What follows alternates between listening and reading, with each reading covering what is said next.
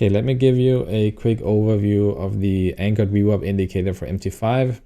First of all, if you're not familiar with the VWAP indicator in general, it's basically like a moving average. It's this mid line that you see right here, and it's the volume weighted average price. So basically it's the average price weighted by volume.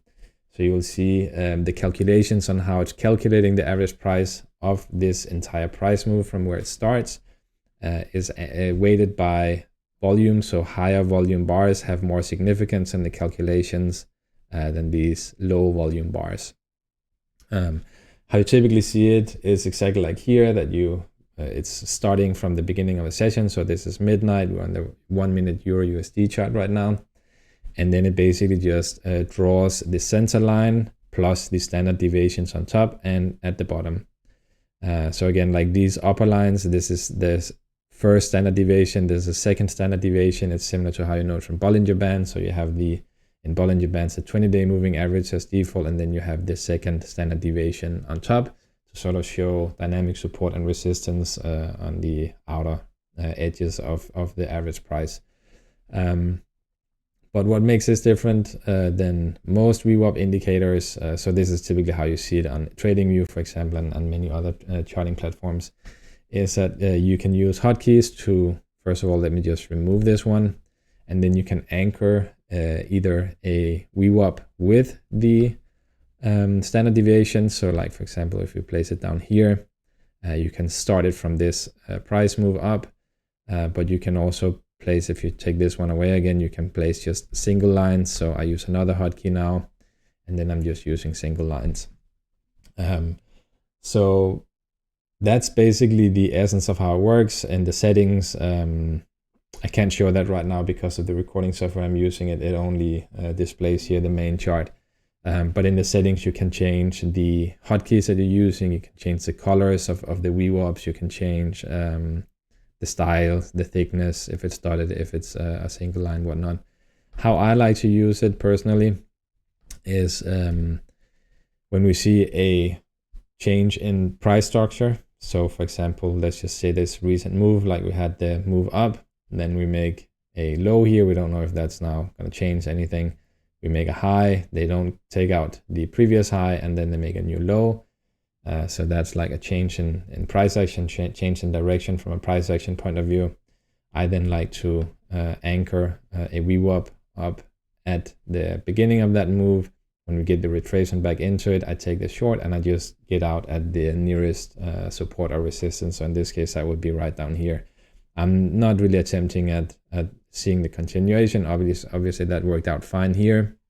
Here is another touch right up to the VWAP line, and then we get that strong push down to the downside again. But there's many ways that you can use this.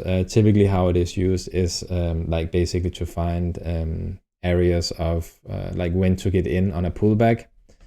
So if we place another one over here, we can now use a C line.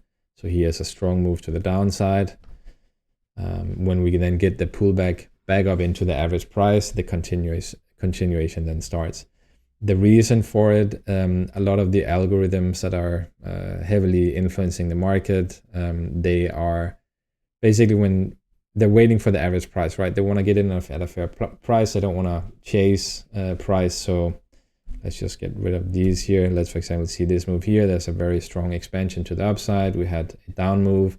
Then we make a high here, a higher low, and then we broke it to the upside again here. So when you are trading this and you see, okay, now there's a lot of buyers in the market, but I don't want to FOMO in on these breakouts. I mean, that some traders do that. Everybody trades different, right? Some people, they like to wait for the retracement, for the pullback. You maybe place your anchor, your VWAP down here. So this is now the average price of this entire move. You can get in here at a beautiful long, and you get out at the nearest resistance. So again, there's many different ways. Sometimes also you get like the break and retest. So when you see, I mean, in this example, that's another classic example. We get the move up. They fail to break it higher. We still get that little buy setup down here. Depending on what your risk reward is. If you're scalping, you probably would have gotten out here. If you were aiming for the previous high, you've probably gotten out at a break even. Then you notice, what is price now doing? Okay, we do break to the downside. Then we get that break and retest of the average price. So sometimes support turns into resistance, just as with a typical price action. So that's really how it works. Again, you have different lines for that. I can maybe show you, let's see, look at this example here. So let's say you see this strong move to the upside, you place your VWAP down here, you're waiting for the retracement, it never really comes. Again, there is a consolidation, they break it to the upside, so we get out of that. That basically means now a second leg is starting to the upside.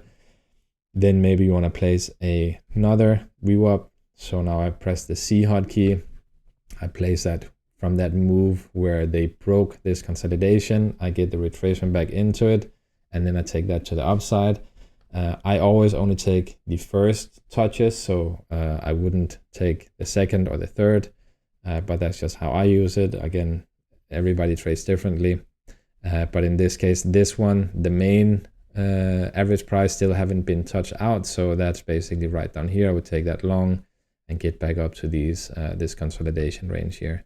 So that's why you have different lines. Sometimes you want to keep track of several different things. Maybe you want to anchor the main one over here at the beginning of the day, just to have sort of the main.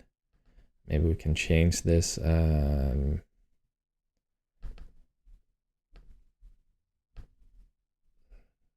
Do like whatever, like this.